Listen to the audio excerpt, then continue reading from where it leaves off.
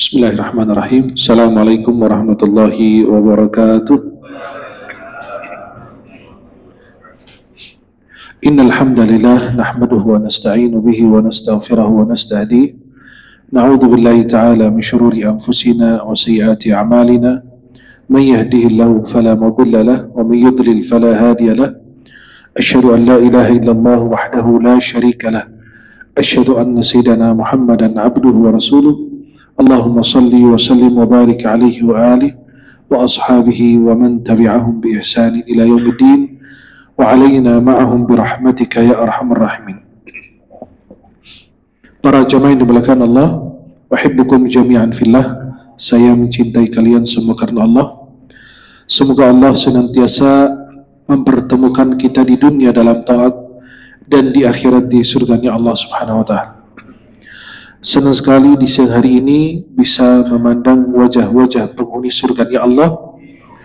Semoga sebagaimana Allah bertemukan kita di dunia, di tempat yang diridai Allah, Allah bertemukan kita kembali di dalam surganya Allah Subhanahu wa taala. Senang sekali bisa bertemu dengan hamba-hamba yang dicintai oleh Allah Subhanahu wa taala. Tanda adalah kalian dicintai Allah, kalian dimudahkan untuk melangkahkan kakinya menuju rumah Allah. Beribadah tepat waktu, ini adalah salah satu tanda cinta Allah kepada hamba. Mudah-mudahan kita senantiasa dalam kecintaan Allah sampai akhir hayat kita. Tidak mengajubkan atau mengherankan kita apabila kita mencintai Allah. Kalau kita mencintai Allah itu wajar.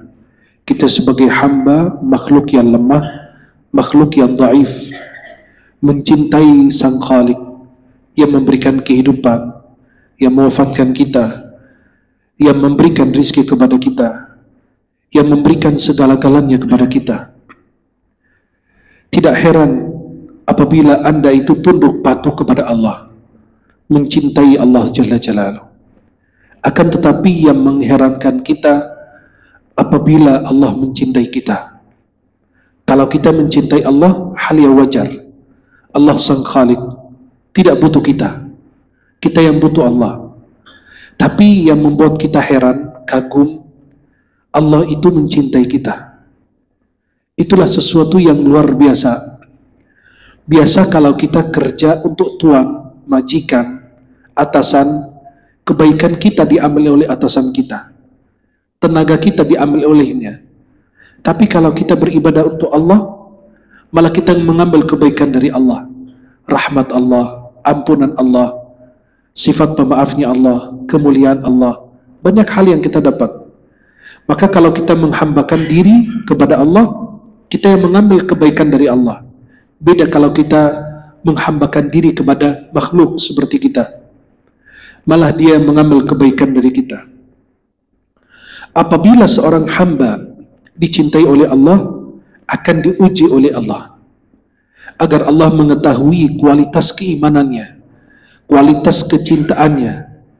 Biasa orang kalau belum hijrah, masih jauh dari Allah, jarang ada ujian, jarang ada tantangan, jarang ada hambatan. Kenapa? Itu namanya istidraj. Dia dalam maksiat, dia jauh dari Allah, tapi semua lancar, tidak merasakan hambatan, kendala, kesulitan dalam pekerjaan, rumah tangga. Terasa bagi dia semua itu lancar, biasa saja, baik-baik saja. Tetapi kalau dia sudah mulai mendekat dengan Allah, mulai banyak tantangannya, mulai banyak ujiannya, kehilangan pekerjaan, kehilangan orang yang dia cintai, kehilangan harta, dan banyak hal yang lainnya. Dan itu sebenarnya adalah tingkatan yang terbaik. Kalau anak kita kelas 1 mau naik kelas 2 harus diuji terlebih dahulu. Untuk mengetahui kualitasnya. Apakah dia pantas naik kelas atau tidak? Apakah dia giat dalam belajar? Tidak. Apakah dia sudah paham pelajaran? Tidak. Maka Allah Subhanahu wa taala menggambarkan hal demikian di dalam surat Al-Ankabut di awal. Kalau kita merenungi ayat-ayat ini, kita semua dapat jawaban. mengapa kita diuji oleh Allah. Allah Subhanahu wa taala berfirman, Alif Lam Mim. Ahasiban nas wa yutraku an yaqulu amanna wa hum la yuftanun. وَلَقَدْ فَتَنَّ الَّذِينَ مِنْ قَبْلِهِمْ فَلَيَعْلَمَنَّ اللَّهُ الَّذِينَ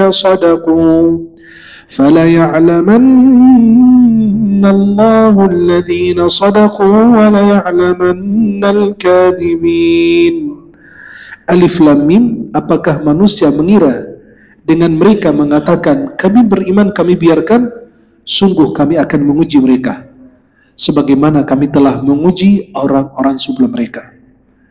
Kenapa ya Allah? Fala ya'lamanna Allahu alladhina sadaqu, agar Allah mengetahui siapa yang jujur dalam imannya dan siapa yang berdusta dalam imannya. Kalau kita hamba itu dicintai Allah akan diuji. Kalau hamba itu sabar akan dipilih oleh Allah, diangkat derajat oleh Allah. Fa in radiya istafahu.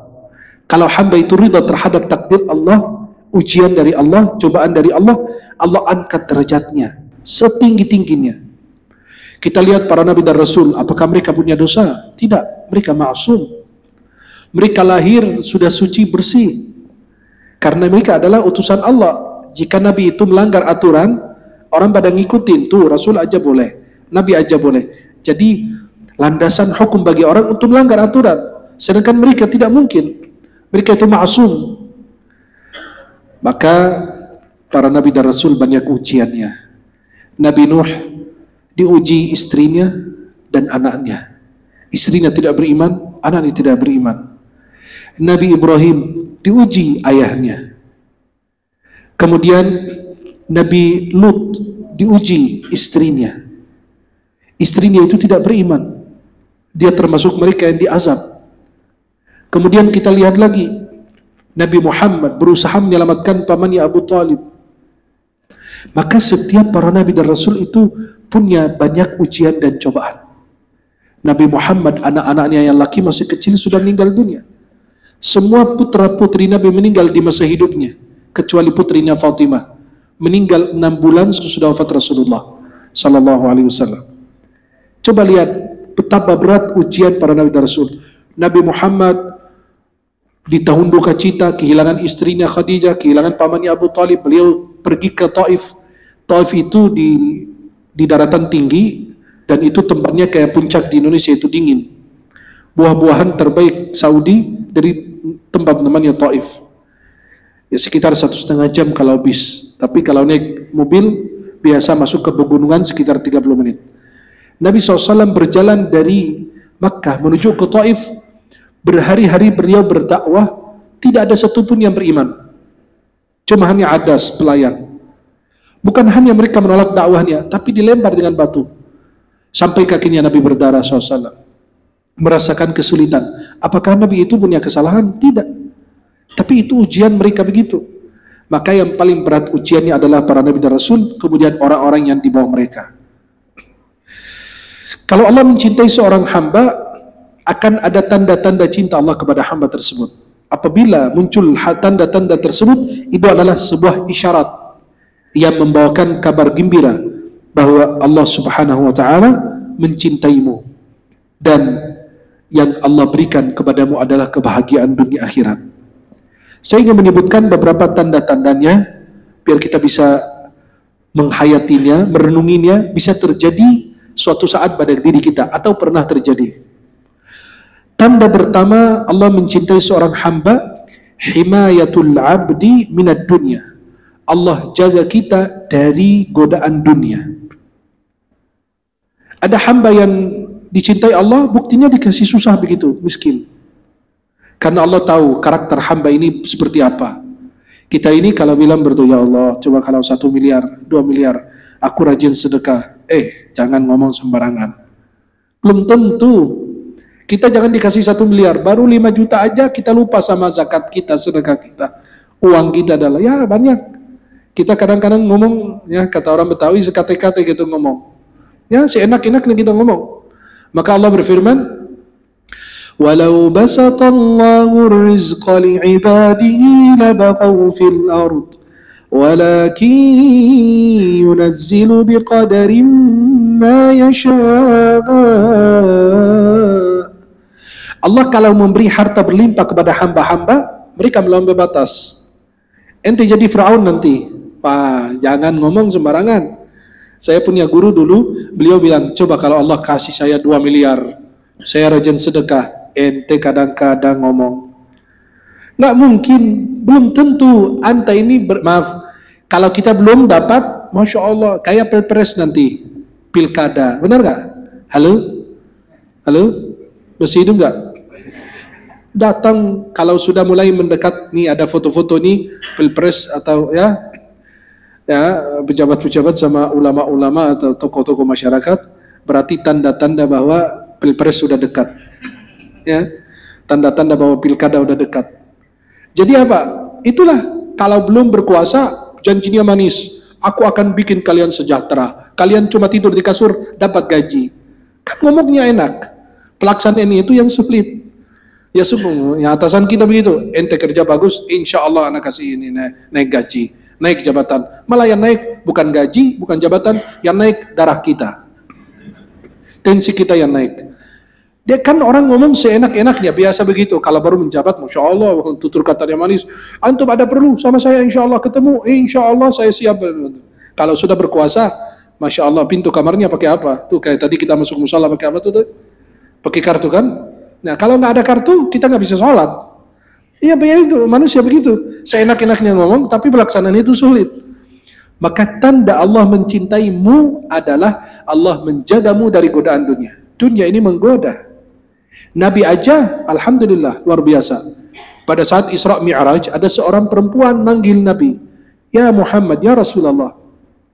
Kan dalam perjalanan Mi'raj ketika Nabi ke atas sallallahu alaihi wasallam melihat beberapa peristiwa, beberapa hal.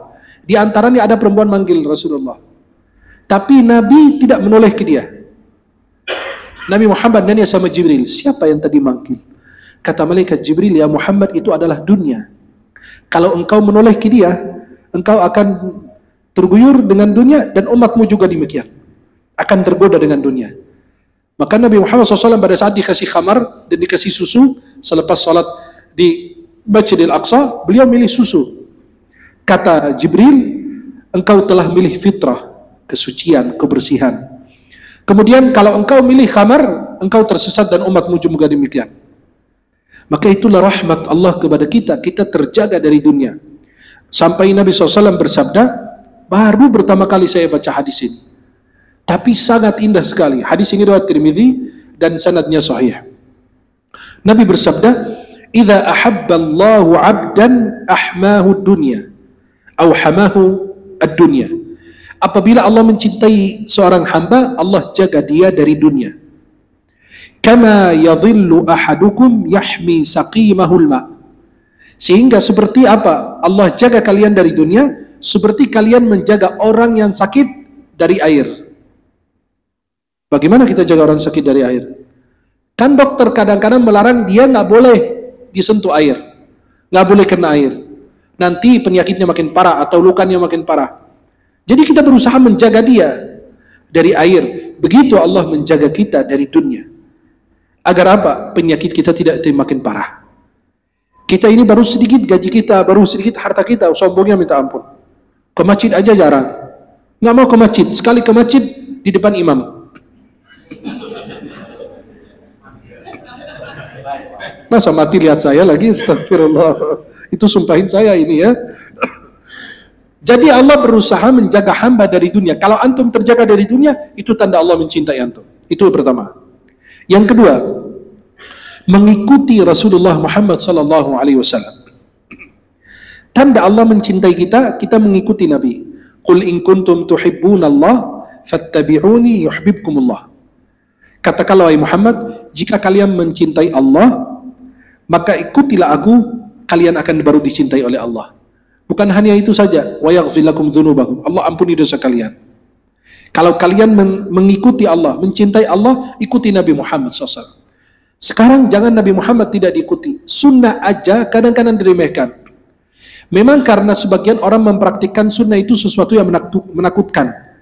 Atau menerapkan sunnah dengan hal-hal yang mungkin kurang tepat, kurang bagus, ya, kurang bijaksana. Sehingga banyak orang benci kepada sunnah. Itu kurang tepat. Banyak orang yang maling, koruptor, salat 5 waktu. Apakah salatnya salah? Tidak. Ini manusianya yang salah, yang bermasalah dia, bukan ibadahnya. Sampai sahabat bilang, ya Rasulullah, ini orang ajib. Siang hari salat, malam hari mencuri. Profesinya maling, malam hari. Siang hari salat, rajin Masya Allah ke masjid. Kata Nabi, semoga salatnya akan mencegahnya. Nanti suatu saat, lama-lama dia akan terpikir itu, wah, ngapain saya begitu kan? Ngapain saya salat juga kan? Maka itu salat mencegah dari perbuatan keji dan mungkar. Inna salata tanha 'anil fahsya'i wal munkar. Maka sekarang kalau Anda tidak mengerjakan sunnah Nabi, jangan sekali-kali meremehkan sunnah Nabi. Seperti jenggot, celana cingkrang, itu sekarang malah diolok-olokkan sekarang. Padahal kita laki-laki bajunya di atas mata kaki itu sunnah. Kalau ulama sepakat dosa besar dan haram apabila orang menjulurkan pakaian di bawah mata kaki karena kesombongan. Sepakat ulama mazhab, bahkan ulama semua, itu hukumnya dosa besar dan haram. Karena ada hadis dari Nabi. Itu berlaku untuk laki-laki, kalau perempuan enggak. Perempuan pakaiannya di bawah mata kaki, kalau laki-laki di atas mata kaki. Kalau kita lihat orang kadang-kadang diolok-olokin begitu. Ente kenapa ini celananya lagi banjir apa? Itu kan sunnah, dia mengerjakan itu karena sunnah. Mungkin orang yang mempraktikkan sunnah itu kurang bagus, kurang bijaksana, kurang tepat, itu bukan kaitannya. Jangan mengolok-olokkan sunnah Rasulullah. Jenggot, cadar, apa, banyak hal gitu. Itu kan hal yang sunnah. Maka saya selalu mengatakan kepada jemaah, jika Anda mau mengerjakan sunnah, silakan. Jika Anda tidak mau, maka jangan menghalangi orang lain mengerjakannya. Dan jangan mengolok-olokkan mereka yang mengerjakan sunnah. Jelas? Maka kalau kita mengikuti Nabi Muhammad SAW, melihat saudara kita Masya Allah menerapkan sunnahnya pada dirinya, pakaiannya, ucapannya, atau di rumahnya dan lain, kita doakan istiqamah. Karena itu adalah tanda-tanda mencintai Rasulullah dan tanda-tanda dicintai oleh Allah Subhanahu wa Ta'ala. Kemudian yang ketiga, Allah Subhanahu wa Ta'ala membuat hamba tersebut diterima di muka bumi. Apabila Allah mencintai seorang hamba, Allah manggil Jibril. Ada hadis dalam Sahih Muslim. Apabila Allah mencintai seorang hamba, Allah manggil Jibril. Ya Jibril, aku mencintai fulan, cintailah dia. Lalu Jibril memanggil penghuni langit. Allah mencintai fulan, cintailah dia. Penghuni langit mencintainya. Kemudian dia diterima di muka bumi. Maka ada orang gitu, kita ketemu baru pertama kali kayak terasa dekat gitu roh kita ini, nyaman, senang, bahagia. Itu karena mungkin dicintai Allah, dicintai para penghuni langit dan lain. Kemudian yang kedua, apabila Allah membenci seorang hamba, Allah manggil Jibril. Ya Jibril, aku benci fulan, bencilah dia. Ya Allah, nauzubillah. Siapa kita sampai buat Allah benci kepada kita, marah murka kepada kita. Ya Jibril, aku benci fulan, bencilah dia. Kemudian Jibril membencinya. Baru Jibril memanggil semua penghuni langit. Allah benci fulan, bencilah dia. Bayangkan, antum dibenci Allah, malaikat Jibril, para malaikat Allah, penghuni langit semuanya. Semua membenci kita, na'udzubillah. Kemudian dia tidak diterima di muka bumi. Kalian tahu sendirilah. Ada manusia-manusia gitu kan, usik sana, usik sini, bikin masalah sana. Ya, lama-lama orang manusia aja di bumi aja muak sama dia. Lihat mukanya aja, astagfirullah, mual, masuk angin. Halo? Ada nggak begitu? Banyak. Anda nggak usah kasih lihat gambarnya, bahaya. Nah, sekarang ada pasal-pasalnya. Ya, maka dihayati, dibayangin di dalam hati masing-masing. Ya, ada orang tua, sudah tua, laki, perempuan, gitulah. Ya, nggak usah lebih dari itu ya. Jadi para jamaah ini dimuliakan Allah. Orang itu dibenci oleh Allah, dibenci malaikat, dibenci penghuni langit, sampai di bumi juga tidak diterima. Ya Allah, di bumi aja gak diterima, bagaimana di langit? Ya, orang itu nggak diterima di bumi, bagaimana dengan makhluk-makhluk Allah yang hidup di langit? Maka itulah para jemaah, tanda ketiga adalah Allah Subhanahu wa taala membuat hamba tersebut diterima di muka bumi. Kemudian tanda keempat, Allah Subhanahu wa taala menundukkan semua anggota tubuhnya, jadi dia selalu taat kepada Allah. Tangannya taat, matanya taat, pendengarannya taat. Maka Allah berfirman dalam hadis qudsi, "Fa idza ahbabtuhu kuntu sam'ahu alladhi yasma'u bi." Apabila aku mencintai seorang hamba, Allah Subhanahu wa taala, aku menjadi pendengarannya yang dengannya dia bisa mendengar. Artinya apa? Dia dengar yang baik-baik. Wa basaruhu alladhi yubsiru bi. Aku menjadi penglihatannya yang dengannya dia melihat. Artinya melihat yang baik-baik saja. Seperti mata lebah, masuk tempat yang kotor, cari yang baik-baik, cari yang bunga, yang indah. Bukan mata lalat, masuk ke tempat yang baik, cari yang kotor, cari sampah, cari yang jorok. Itulah maka sebagian mata manusia begitu. Maka jadikan matamu mata lebah, jangan jadikan matamu mata lalat. Masuk ke tempat, cari kekurangan. Itu mata lalat. Tapi kalau antum masuk ke tempat, cari yang baik-baik, yang bagus-bagus, itu namanya mata lebah. Maka para jemaah yang dimuliakan Allah, Allah mendengarnya, kalau mencintai hamba menjadi pendengarannya, penglihatannya, wa yadahu allati yabtushu biha. Allah menjadi tangannya. Sehingga apa? Dia menerima yang baik. Wa rijlahu allati yamshi biha, dan Allah menjadi kakinya. Bukan Allah menjadi kaki kita, tidak. Yang ditafsirkan ulama adalah Allah Subhanahu wa taala menjadi kakinya sehingga dia berjalan ke tempat yang baik. Artinya apa? Dia bersama Allah, selalu dilindungi, dijaga oleh Allah. Wa in sa'alani la'u'tiyanna wa la in ista'adzani la'u'idhanna. Kalau dia meminta kepadaku, aku berikan. Kan dia sudah bersama Allah. Penglihatannya yang baik, pendengar yang baik, tangan yang baik, menerima yang baik, kaki menuju tempat yang baik. Jadi Allah Subhanahu wa taala mengatakan, kalau dia minta, aku berikan. Kalau dia memohon perlindungan, aku akan melindungi dari siapapun yang membahayakan hamba tersebut. Kemudian yang kelima, Allah Subhanahu wa taala atau seorang hamba mencintai dan ingin bertemu dengan Allah di surga. Itu tanda Allah mencintai antum. Ada hadis dari Nabi SAW, ya, setiap para perindu, setiap para pencinta rindu berjumpa dengan yang dia cintai. Ya, kita kalau rindu dengan orang tua kita, guru kita atau sahabat kita, kita ingin berjumpa dengannya. Nggak putus-putus pertemuan kita dengan beliau. Maka Nabi bersabda, "Man ahabba liqa Allah, ahabba Allahu liqa." Barang siapa yang cinta, ingin berjumpa dengan Allah, Allah cinta berjumpa dengannya. Bukan kita berharap mati untuk berjumpa. Kan berharap mati itu dilarang dalam Islam, nggak boleh. Kecuali dalam dua hal. Tidak boleh kita berharap meninggal dunia kecuali dalam dua hal. Yang pertama, ada fitnah yang membahayakan agama kita, yang kita merasa nanti wah bisa pindah agama atau murtad atau meninggalkan ajaran Islam, itu kita berharap mati di situ. Yang kedua, ada sesuatu yang membahayakan di dunia atau di akhirat. Kita berharap mati lebih bagus. Kenapa? Karena takut kita wafat dalam keadaan su'ul khatimah, dalam keadaan yang buruk. Nauzubillah. Maka barang siapa cinta berjumpa dengan Allah, Allah cinta berjumpa dengannya. Yang dimaksud nanti di akhirat, kita ingin berjumpa dengan Allah. Kita rindu berjumpa dengan Allah. Kita senang berjumpa dengan Allah Subhanahu wa ta'ala. Kemudian para jemaah yang dimuliakan Allah Subhanahu wa ta'ala, yang keenam, hamba itu didekatkan oleh Allah, menjadi dekat kepada Allah. Yang dulu dia menjauh, sekarang didekatkan. Dulu antum jarang ke masjid, sekarang sering ke masjid. Dulu jarang baca Quran, sekarang baca Quran. Dulu antum tidak puasa Ramadan, sekarang jadi rajin puasa. Dulu tidak pernah sholat tarawih, sekarang dimudahkan sholat tarawih. Itu tanda Allah apa? Mendekatkan antum ke dia. Jadi gini, kalau kita bekerja di kantor, kemudian atasan kita yang dulu kita menjauh atau dijauhkan olehnya, sekarang mungkin lihat kita bekerja bagus dan lain sebagainya, atau tulus niat kita, dia mendekatkan kita kepadanya. Tidak diangkat jabatannya atau mejanya dipindahin di dekat beliau dan lain. Itu artinya apa? Tanda dia mencintai kita. Dia menginginkan kebaikan untuk kita. Maka Allah Subhanahu wa taala apabila mencintai seorang hamba, Allah akan menjauhkan kesibukan dunia dari dia. Dan Allah bersihkan dia dari dosa dan dijauhkan dari dosa. Kenapa? Agar dia mencapai tingkatan ihsan. Kalau Allah membersihkan seorang hamba, level Islam itu kita sudah semua Islam. Maka dalam agama kita itu ada 3 tingkatan, 3 level. Level pertama Islam. Itu apa? Zahirnya kita. Antum ke masjid, haji, umrah, itu kan Islam, zahir. Kalau iman lebih tinggi lagi, urusan batin. Nggak ada yang tahu kecuali Allah.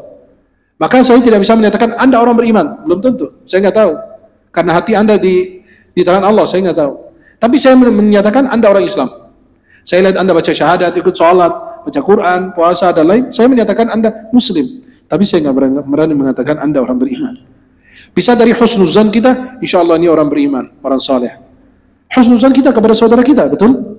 Halo? Masih hidup? Jadi Muslim semua kita, itu insya Allah Muslim semua. Dan saya husnuzan, kalian mukmin. Mukmin itu apa? Urusan hati. Beriman kepada Allah, kepada Nabi, kitab-kitab Allah, Rasul-Rasul Allah, malaikat, hari kiamat. Kan nggak ada yang tahu. Antum beriman apa enggak? Kan sekarang ada orang munafik. Munafik itu ada dua. Munafik yang kafir, yang di luar Islam, itu adalah orang yang pura-pura Islam, tapi dalamnya kufur. Ingin menghancurkan Islam. Pura-pura aja Muslim. Sekarang banyak tuh lihat. Banyak orang mu'alaf, maaf. Ya, Muslim banyak kasus begitu. Pura-pura masuk Islam, biar nikah, habis itu murtad lagi. Maka saya tidak sarankan, khususnya di zaman kita sekarang, mu'alaf macam-macam, hati-hati. Harus diteliti dulu. Famtahinuhunna, Allahu a'lamu biimanihin. Ujilah keimanan mereka dulu. Benar-benar dia udah Islam apa belum? Jangan-jangan keadaan perlunya. Kayak kemarin ada kasus, perempuan lagi pacaran sama orang non-muslim, kemudian kata teman-teman laki-laki itu, ya udah kamu Islam aja dulu, buat nikah. Loh, enak aja, buat nikah. Memang perempuan kita sembarangan. Perempuan kita itu dalam Islam itu mutiara yang harus dijaga, dihargai. Ya, lebih bagus nikah sama orang Muslim yang fakir, dia beda agama, kafir, walaupun dia kaya raya. Kenapa? Karena kaya raya itu belum tentu bisa menjaga dirimu. Dia menjaga janji sama Allah aja dia enggak. Dia enggak menyatakan Allah itu Maha Esa, tidak. Padahal dulu di alam zar, kita masih di dalam alam roh, kita bersaksi, alastu birabbikum, qalu bala syahidna. Bukankah aku Rabb kalian? Kita semua bersaksi, betul ya Allah. Tapi di dunia dia ingkar. Dia ingkar janji sama Allah, apalagi dengan dirimu. Halo?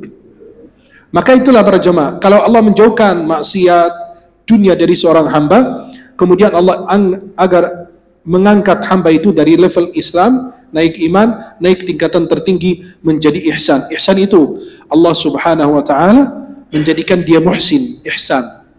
Dia beribadah kepada Allah seolah-olah Allah itu ada di hadapannya. Seolah-olah itu Allah melihatnya dan dia melihat Allah. Itu tingkatan tertinggi yang kita semua mengejar itu. Tingkatan ihsan itu tertinggi dalam agama Islam. Kemudian yang ketujuh, Allah Subhanahu wa taala akan menguji hamba tersebut, dikasih ujian, cobaan. Apa itu berupa penyakit, kehilangan harta, kehilangan motor, mobil atau apa, itu pasti ada sesuatu yang akan terjadi pada dirinya. Maka Nabi bersabda, "Innallaha idza habba qauman ibtalahum." Apabila Allah mencintai seorang hamba, seorang kaum, Allah akan menguji mereka. Faman radiya falahu ridha. Barang siapa yang ridha terhadap takdir Allah, ujian dari Allah, ya alhamdulillah. Ya mau ngapain lagi? Kita hidup di bumi Allah, di bawah aturan Allah. Ya alhamdulillah. Mau gimana lagi? Saya ridha, ya Allah. Apa yang kau takdirkan itu yang terbaik. Faman radiya falahu ridha. Yang ridha kepada takdir Allah, ya perintah Allah, ujian dari Allah, musibah dari Allah, dia pasti akan mendapatkan ridha Allah, cintanya Allah. Wa man sakhita falahu sukht. Yang murka akan mendapatkan kemurkaan dari Allah Subhanahu wa taala. Kemudian yang kedelapan. Yang kedelapan itu Allah Subhanahu wa taala yazra'u Allah Subhanahu wa taala fi qalbil 'abdi hubba. Allah tanamkan cinta Allah di dalam hati seorang hamba. Dan hamba itu akan senang mendekat dengan Allah dengan amal saleh. Maka dia terus bertambah taat kepada Allah Subhanahu wa taala. Dan Allah terus senantiasa mencintai hamba tersebut sampai hamba itu terus lebih dekat kepada Allah sehingga dia mendapatkan tingkatan tertinggi yang kita kenal para wali Allah. Wali itu apa? Orang yang dekat. Orang yang dekat, bukan dia dekat, tapi dia mendekatkan diri dan didekatkan oleh Allah.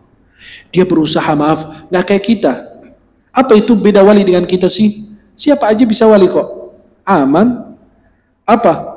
Kerjakan sesuatu yang tidak diwajibkan. Seperti apa? Sesuatu yang sunnah, berbanyak. Kalau kita sholat zuhur 4 rakaat, kalau dia enggak, qabliyah, ba'diyah dijaga. Sholat subuh qabliyah dijaga. Sholat asar qabliyah dijaga. Salat maghrib demikian, salat isya demikian. Dia kerjakan salat qiyamul lail, salat tahajud, dia puasa sunnah. Kalau kita cuma yang wajib-wajib saja. Kenapa dia jadi hamba dekat? Karena dia mengerjakan sesuatu yang bisa mendekatkan diri kepada Allah. Adalah apa? Punya nilai plusnya dibanding kita. Seperti orang kalau berjalan dari sini ke Palembang, jalan kaki. Itu kekuatannya sampai di situ. Tapi ada yang bisa berjalan sampai ke Aceh, ke Papua. Berarti itu makin berusaha mendekatkan diri kepada Allah.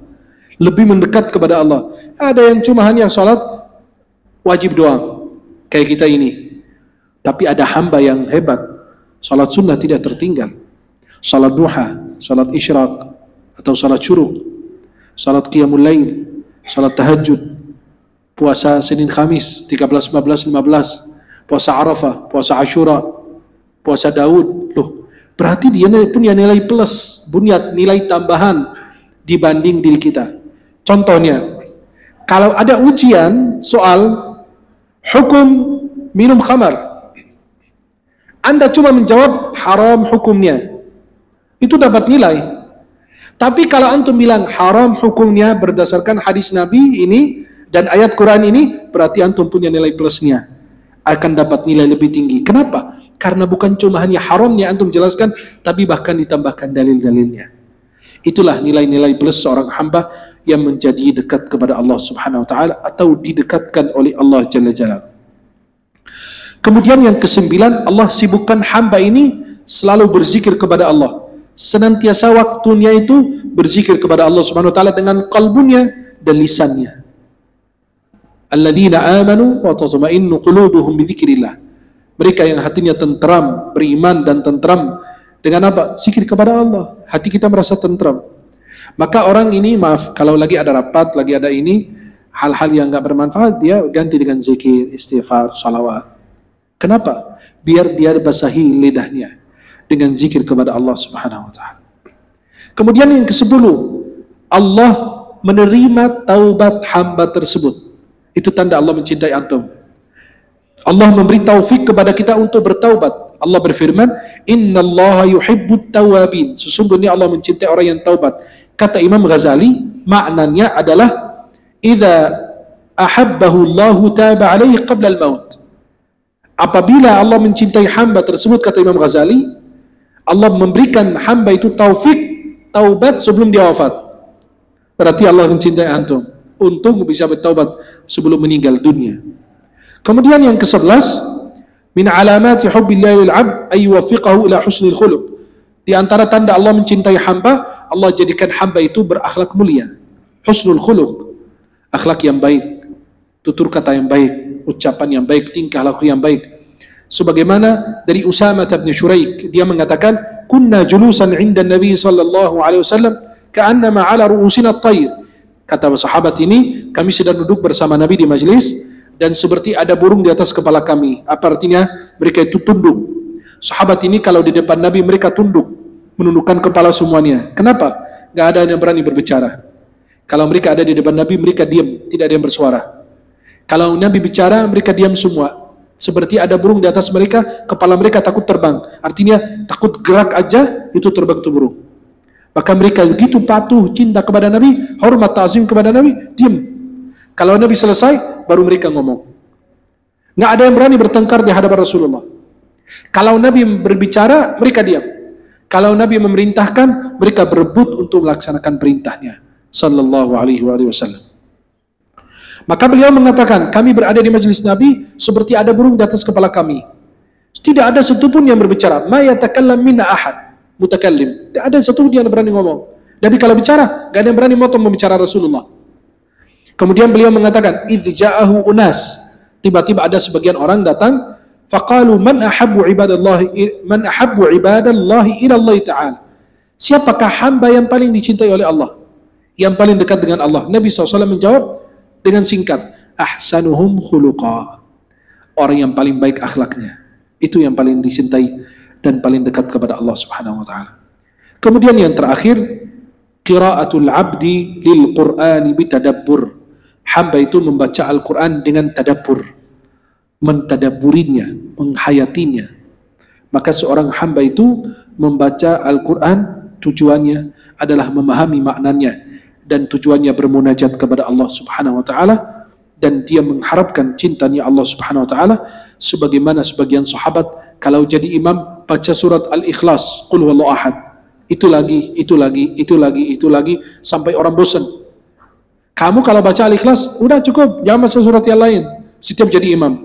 Kata beliau, aku mencintainya. Surat Al-Ikhlas itu adalah surat kesukaan kita. Kenapa? Pendek. Bukan karena cinta, karena Al-Ikhlas ya, karena cepat. Allahu Akbar. Biasa kalau lagi tarawih kita kan, alhaqumut takatsur hatta zurtumul maqabir, rakaat pertama. Rakaat kedua, qul huwallahu ahad. Nanti rakaat berikutnya, wal asri innal insana lafi khusr. Nanti berikutnya, qul huwallahu ahad lagi.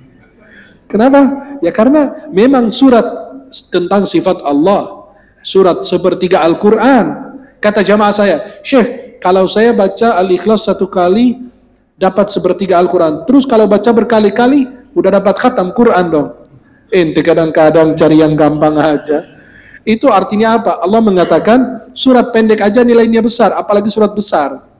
Ya, kayak di zaman Imam Abu Hanifah, ada orang masuk masjid salat subuh bersama Imam Abu Hanifah di Irak.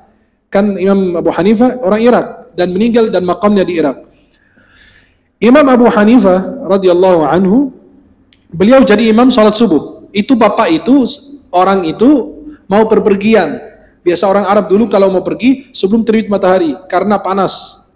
Jadi dia sudah punya bekalan, udah bawa semua kendaraannya di luar, kudanya atau ontannya, diikat di luar masjid, dia ikut salat subuh berjamaah. Imam Abu Hanifah khilaf, baca surat Al-Baqarah sampai habis. Baca Al-Baqarah itu kalau cepat 3,5 jam ya, 3 jaman lah habis. Ya anggap 3 jam lah selesai, 2,5 jam. Ini orang keluar dari masjid udah terbit matahari. Wah, kelamaan ini orang. Akhirnya dia nggak jadi pergi. Kenapa? Karena sudah panas. Nggak kuat, dia udah balik lagi ke rumah. Esok hari mau pergi lagi karena kemarin gagal. Malah datang ke masjid yang sama lagi. Kan unik kan? Harusnya kan udah digigit di situ, nggak usah ke situ lagi. Nggak, di ke situ lagi. Tiba-tiba datang sebelum sholat. Loh, lihat imam hadir, Imam Abu Hanifah. Wah, dia lagi. Pas mau sholat, beliau negor, manggil salah satu murid Imam Abu Hanifah. Tolong dong, bilang sama beliau, kemarin jangan bacanya panjang, aku nggak jadi berangkat, gagal saya. Suruh aja baca surat pendek, jangan yang panjang begitu. Kemarin Al-Baqarah habis. Al-Baqarah itu artinya apa? Sapi betina, tahu dari mana antum betina ya? Antum pernah periksa? Anda nggak tahu sih. Anda kenal itu sapi aja. Anda nggak tahu jantan apa betina. Kalau antum udah pernah periksa, antum udah berarti punya ilmu lebih ya. Nah, itu disebut Baqarah, bukan artinya ada hak, berarti sapi betina, tidak. Karena ada dalam bahasa Arab itu ada ilmunya. Ada namanya Usamah. Usamah pakai hak. Kalau kita nilai perempuan, sedangkan Usamah bin Laden laki-laki. Nah, maka itu Syams, laki perempuan. Kalau kita sebut mudzakkar muannats. Itu kan muannats. Hadhihi syams, bukan hadza syamsun. Sedangkan tidak ada hak, yaitu ada kajiannya dalam ilmu nahwu sharaf. Jadi beliau ini bilang, imamnya kemarin baca Al-Baqarah habis, suruh dong baca yang pendek. Akhirnya muridnya Imam Abu Hanifah maju ke depan. Imam, ada orang bilang kemarin dia mau pergi, gagal karena antum baca surat Al-Baqarah. Tolong hari ini baca surat pendek. Kata Imam Abu Hanifah, ya udah, nanti saya baca surat Al-Fil. Al-Fil itu artinya apa? Gajah. Balik lagi ke orang. Kata Imam, insya Allah hari ini beliau tidak baca surat panjang, baca surat Al-Fil. Waduh, kemarin surat sapi aja berapa jam, apalagi gajah. Padahal surat Al-Fil cuma 3-4 ayat gitu ya. Tapi dia membayangkan dari gambarannya. Kemarin sapi aja, waduh gagal. Apalagi hari ini gajah. Kita nggak pulang-pulang. Akhirnya dia langsung keluar dari masjid. Nggak ikut sholat. Dia bertemu dengan seseorang di luar masjid, ditanya, kamu mau kemana?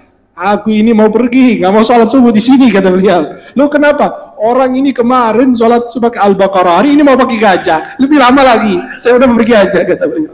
Ya, maka itulah para jamaah, sahabat ini senang baca surat Qul huwallahu ahad. Terus gini, bayangin, antum sholat subuh, imam itu lagi, karena yang paling bagus bacaannya dia.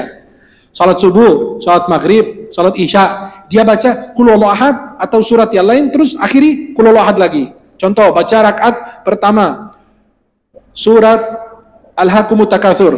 Terus akhiri lagi sebelum rukuk, hatta zurtul maqabir kala thumma la tusaluna ma idzin 'anil na'im. Bismillahirrahmanirrahim. Qul huwallahu ahad. Loh, rakaat kedua lagi dia baca Al-Fatihah, kemudian surat Ara'aital ladzi yukadzibu biddin, diakhiri lagi qul huwallahu ahad lagi.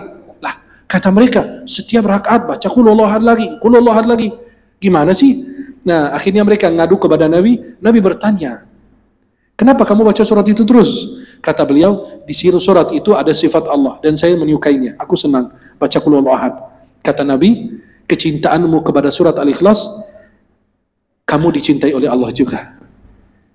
Allah mencintaimu karena kamu mencintai Al-Ikhlas. Kalau kita cinta Al-Ikhlas karena pendek." Astagfirullah. Itu hamba yang dicintai Allah adalah hamba yang jujur. Alhamdulillah kita termasuk hamba yang jujur. Mudah-mudahan kita tidak riak bahwa kita mencintai Al-Ikhlas karena pendek ya. Karena antum kalau bohong ya kualat sama Allah. Ya, mudah-mudahan Allah Subhanahu wa taala senantiasa meridai kita, Allah senantiasa merahmati kita. Mudah-mudahan dipertemukan di dunia dalam taat dan di akhirat di surganya Allah. Karena saya dikasih waktu, kata beliau jam 1 harus selesai. Anda lihat di sini jam 12.59 ya. Tinggal 1 menit lagi. Boleh kita buat perjanjian bersama? Boleh bergandengan tangan, pegang tangan yang kanan dan pegang tangan yang kiri. Jangan sampai salah pegang istri orang. Silakan bapak-bapak bergandengan tangan, ibu-ibu silakan. Ya, cari pasangan, duduk ya. Hati-hati jangan sampai salah pegang tangan istri orang. Ikutin bacaan saya. Bismillah. Alhamdulillah. Assalatu wassalamu ala Rasulillah. Wahai saudaraku, aku mencintaimu karena Allah sebagaimana engkau mencintai aku karena Allah. Wahai saudaraku, jika engkau masuk surga, bawalah saya bersamamu, dan jika aku masuk surga, saya tidak lupa denganmu. Aku mencintaimu karena Allah. Semoga Allah senantiasa mempertemukan kita di dunia dalam taat dan di akhirat di surganya Allah. Semoga Allah senantiasa menjaga ukhuwah kita, persaudaraan kita, persatuan kita, negeri kita, bangsa kita, iman Islam kita sampai akhir hayat kita. Walhamdulillah. Agar mengikat janjinya, agar bertemu di surga, peluk yang sebelah kanan, peluk yang sebelah kiri, jangan sampai salah perpelukan dengan suami orang. Silakan. Kalian sudah berjanji antara kalian, sama saya belum? Halo? Sama kalian sudah, sama saya belum? Bukan gak ada pelukan ya. Jadi kalau kalian masuk surga lebih awal, agar menunggu saya di pintu surga, setuju? Biar masuk surga bersama, setuju? Tapi kalau saya masuk surga lebih awal, insya Allah saya langsung masuk, tidak menunggu kalian. Insya Allah kita saling menunggu, saling mendoakan. Semoga dipertemukan di dunia dalam taat dan di akhirat di surganya Allah. Semoga yang saya sampaikan bermanfaat. Mohon maaf jika ada kalimat-kalimat yang kurang tepat, mohon dimaafkan. Subhanakallahumma bihamdika asyhadu an la ilaha illa anta astaghfiruka wa atubu ilaik. Assalamualaikum warahmatullahi wabarakatuh. Kembali lagi ke studio. Alhamdulillah, demikian kajian kita hari ini. Mudah-mudahan menjadi pencerahan buat kita, semakin mengenal Allah, semakin mengenal Rasulullah SAW berserta mudah-mudahan seluruh amal ibadah kita tim Allah Subhanahu wa taala. Kita ucap dengan alhamdulillah rabbil alamin dari saya. Jika ada kekurangan, insyaallah ketemu kembali di bulan depan tanggal 14 Juni bersama Ustaz Muhammad Fatih Rishad MA. Kepada beliau kita tutup alhamdulillah rabbil alamin. Assalamualaikum warahmatullahi wabarakatuh.